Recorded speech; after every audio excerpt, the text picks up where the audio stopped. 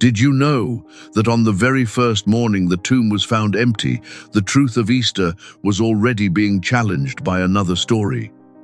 Before the resurrection could fully be proclaimed, a different explanation was created, one that sounded convincing, but hid something far greater. Two stories began that day, one true, the other carefully crafted to replace it. This is the story of the first fake news about the resurrection. Chapter 1. The morning that changed history. Jesus had truly died. His body was taken down from the cross and laid in a real tomb, known and recognized by those who followed him and those who opposed him. This was no hidden place, no uncertain burial. Everyone knew where he had been laid, and the finality of death seemed undeniable. The tomb was sealed with a heavy stone, and guards were posted to watch over it. These measures were not taken lightly. They were meant to prevent any deception, any claim that his body might be taken. Humanly speaking, everything was secured. The story, it seemed, had come to a firm and guarded end. But early in the morning, after the Sabbath had passed, something unexpected happened. The silence of death was broken. The stone, once fixed and immovable, had been rolled away. It was not a quiet change, but a sign that something beyond human power had taken place, something no guard could prevent. When the tomb was found open, it revealed an even greater mystery. The body of Jesus was no longer there. The place that once held death now stood empty. This was not simply an absence, but the beginning of a new reality, one that could not yet be fully understood, but could not be denied. The first to encounter this mystery were the women who came at dawn. They did not come expecting a miracle, but to perform acts of love and devotion. Yet they became the first witnesses of the empty tomb. In their quiet faithfulness, they were entrusted with the first glimpse of resurrection's dawn. The guards, too, were witnesses in their own way. Though they did not understand what had happened, they could not deny that something extraordinary had taken place. Their presence, meant to secure the tomb, only made the event more striking. They stood as silent witnesses to a reality beyond their control. From that moment, the truth began to spread. The empty tomb could not remain hidden. Yet as quickly as the truth emerged, it was also met with resistance. Two paths began to unfold, one that would receive the light of what had happened, and another that would seek to question, reshape, and challenge it. Chapter 2. The Guards and the Decisive Report. The guards stationed at the tomb were not followers of Jesus. They had no faith in him, no expectation of resurrection, no reason to believe anything extraordinary would happen. They were simply soldiers, carrying out orders. In every sense, they stood outside the circle of belief, watching over a story they did not share. Precisely because of this, their testimony carried a certain weight. They were not inclined to invent hope or proclaim miracles. If anything, they were witnesses from the opposite side. What they reported did not arise from devotion, but from what they had experienced.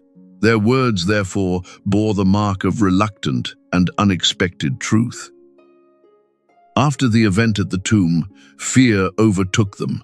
What they had seen or sensed shattered their sense of control. This was no ordinary disturbance they could explain away. The shock was too great, the moment too overwhelming. They could not remain silent, nor could they pretend that nothing had happened during their watch. Instead of spreading the news among the people, they turned to those in authority. They went directly to the chief priests, the religious leaders who had been most opposed to Jesus.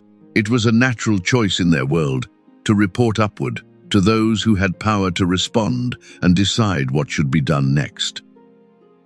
This detail is striking. The first to hear about the empty tomb from these guards were not the disciples, but those who had rejected Jesus.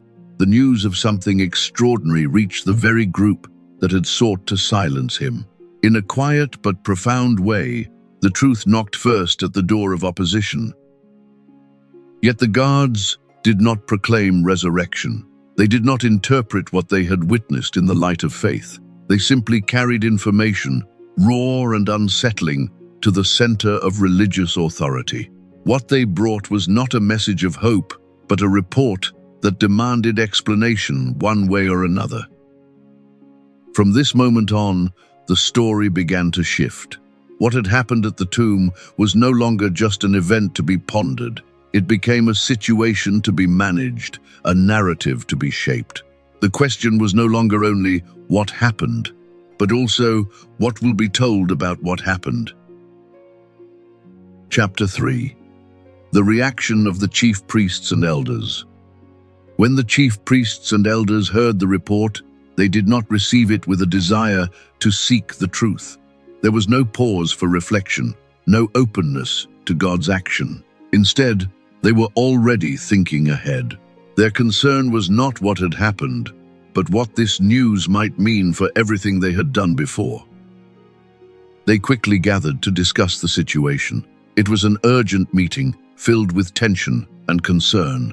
The event at the tomb could not be ignored, and they knew it. If the news spread freely, it could reach the crowds before they had time to respond. So they came together, not to listen, but to decide what should be done next. What troubled them most was not the truth itself, but its consequences. If people believed that Jesus had risen, everything would change. The one they had condemned would be seen in a new light. The question was no longer about a body in a tomb, but about the meaning of what had happened and how it would be understood. If the people accepted that Jesus had truly risen, then the leaders' judgment would be questioned. Their decision to reject him would no longer appear justified. Instead, it would seem like a grave mistake. This possibility threatened to undo the certainty they had tried to establish, and it placed their authority in a fragile position. Their concern was deeply connected to their position. Authority, reputation, and influence were all at risk. If the people began to believe differently, the leaders could lose their place and their voice. Fear began to guide their thinking. Rather than opening themselves to truth, they focused on protecting what they had built. Because of this, they shifted their approach. They moved from listening to controlling. The question was no longer, what truly happened, but what will people be told? They began to shape the narrative, seeking a way to guide public understanding before it could take a different direction.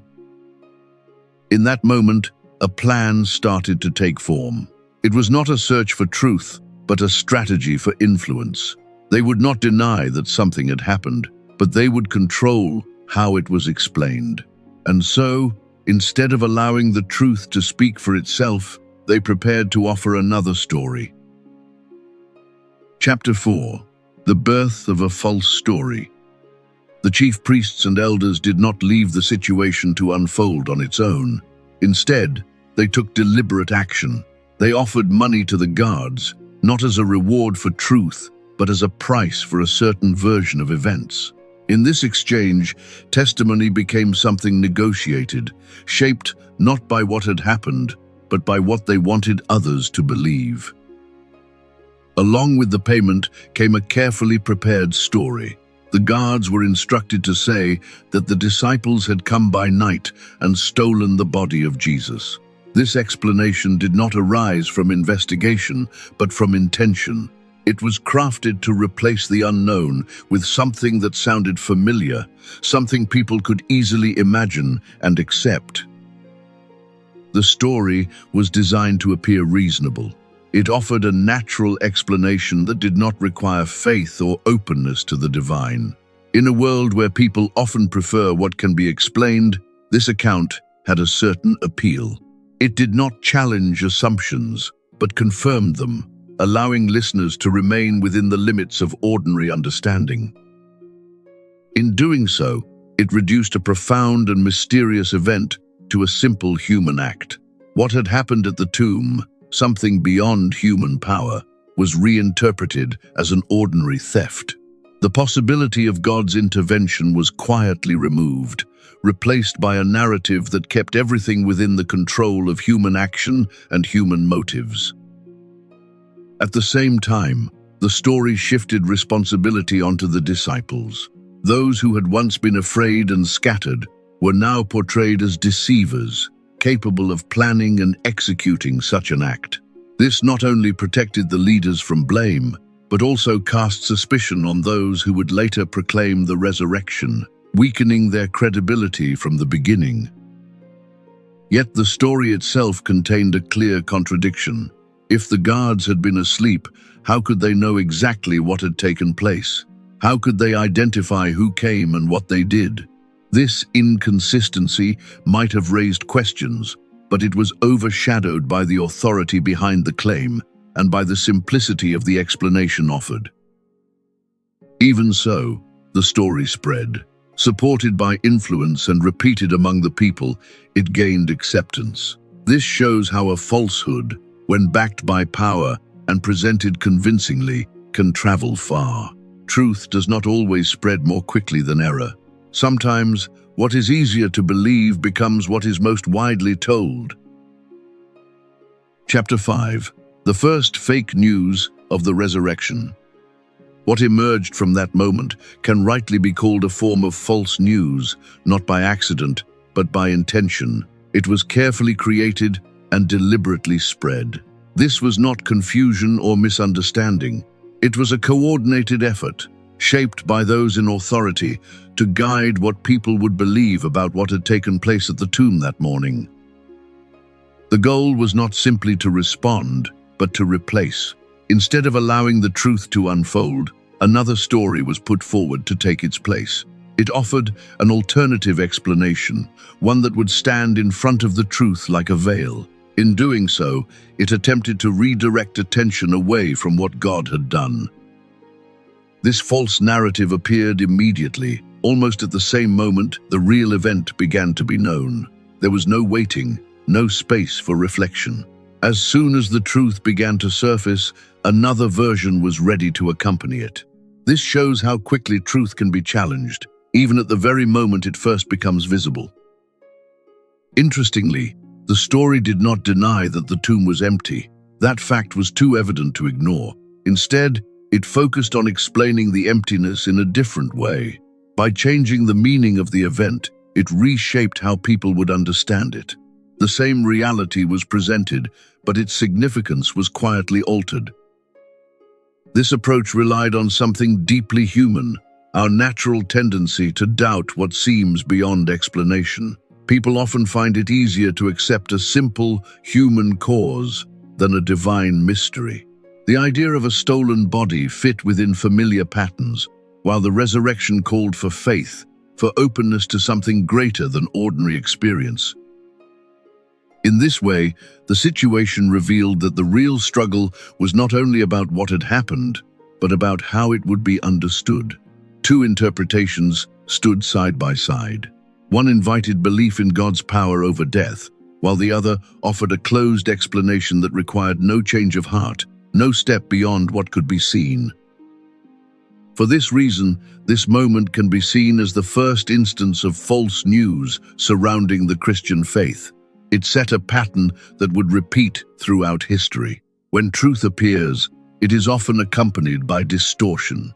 And yet, even when challenged, the truth of the resurrection continues to endure and to be proclaimed. Chapter 6. The truth of the resurrection in Catholic faith. The resurrection of Jesus is not a symbol or a poetic idea, but a real event within the history of salvation. The Church proclaims that Jesus truly rose from the dead in a glorified body. This is not outside history, but within it, touching real people, real places, and becoming the foundation of Christian faith across generations. At the beginning, the disciples did not easily believe. They were afraid, confused, and uncertain about what had happened. The news of the empty tomb did not immediately bring them peace or clarity. Like many human hearts, they struggled to understand, caught between hope and doubt, unsure of what they were being asked to believe. Their faith did not come from the empty tomb alone. The absence of the body raised questions, but it did not yet give certainty. What transformed them was something more personal, more direct. They encountered the risen Lord himself. It was through meeting him that their fear began to give way to faith and understanding. These encounters were not vague impressions or distant memories. Jesus appeared to them in ways they could recognize. He spoke with them, walked with them, and even shared meals with them. These moments confirmed that he was truly alive, not as a spirit or illusion, but as the same Lord, now living in a new and glorified way. After these encounters, the lives of the apostles changed completely. Those who had once hidden in fear became bold witnesses. They no longer spoke in uncertainty, but with conviction.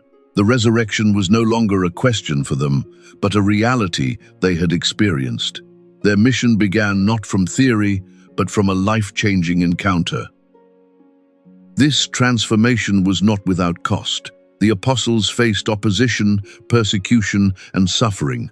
Many of them gave their lives rather than deny what they had seen.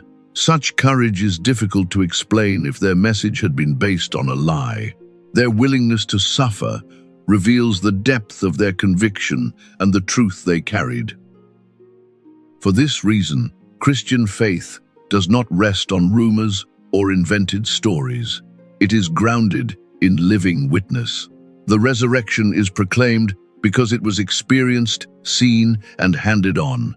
Through the church, this testimony continues, inviting each generation not only to hear about it, but to enter into its truth with faith. Chapter 7. What this means for Christians today. This story gently reminds us that truth can be misunderstood or even intentionally distorted. What happened at the empty tomb was real, yet it was quickly surrounded by other explanations. This is not only a moment from the past. It reflects something about the human condition, where truth and confusion often appear side by side, inviting each person to choose carefully. Each of us, in every age, faces a quiet choice. We can follow the light of truth even when it challenges us, or we can accept explanations that feel easier and more comfortable.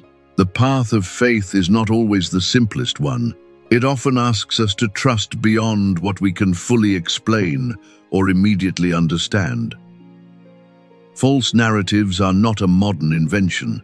From the very beginning of the resurrection story, alternative explanations appeared alongside the truth. This shows that the tension between truth and distortion has always been present. What we experience today is not new, but part of a pattern that reaches back to the earliest days of Christian faith.